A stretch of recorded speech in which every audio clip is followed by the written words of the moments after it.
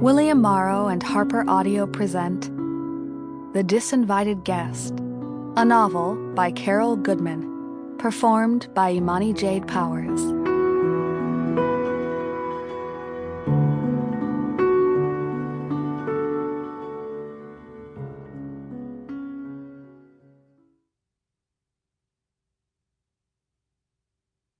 To Stephen T. Dunn, Friend of the Arts, 1954 to 2021.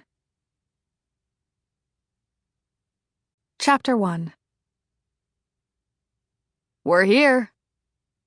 Reed's voice wakes me from the fitful sleep I'd fallen into somewhere north of Portland, the slap of wipers and sluice of tires accomplishing what bourbon and sleeping pills had failed to do for the past 2 weeks. I open my eyes to a wall of sodden gray the color of wet cement.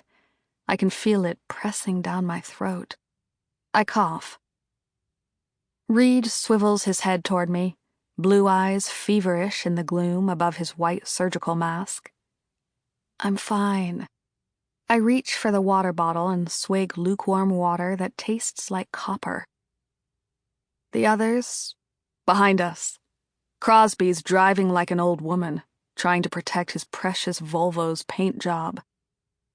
Honestly, for a supposed socialist, he likes the trappings of the bourgeoisie. He grins, his bones sharpening under sallow skin. With all the stress of the recent news and preparations to come to the island, neither of us has been eating much for the past few weeks. They could have gotten lost. Reed shakes his head. There's just the one road and it ends here. He points to something outside, a weathered gray sign. Land's End. Pass at your own risk. I shiver. Reed places his hand on my forehead. It feels good to be touched. When was the last time we touched? But I shrug it away. I'm fine, I say again. Check. I take the thermometer gun out of the cup holder and aim it at my forehead, peering into the fog until an electronic voice pronounces the number 98.6. Normal, I say. Nothing is normal. Nothing has been normal for months, maybe longer. I hear tires on gravel behind us. They're here, Reed says.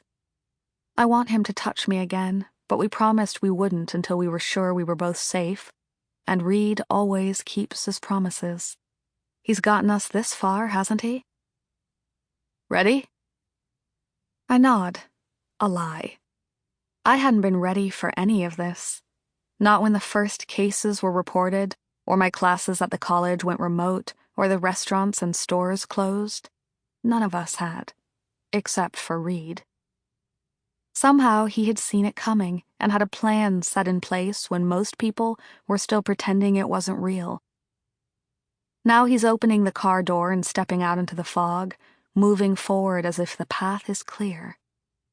I follow him into the mist toward a car that looks unfamiliar. My heart rate speeds up and my skin turns clammy. Reed had warned that the locals might not like us coming up here, carrying our contagion from the big cities. A woman at a rest stop outside of Portland had pressed her unmasked face against the passenger side window and hissed, "Go back where you came from."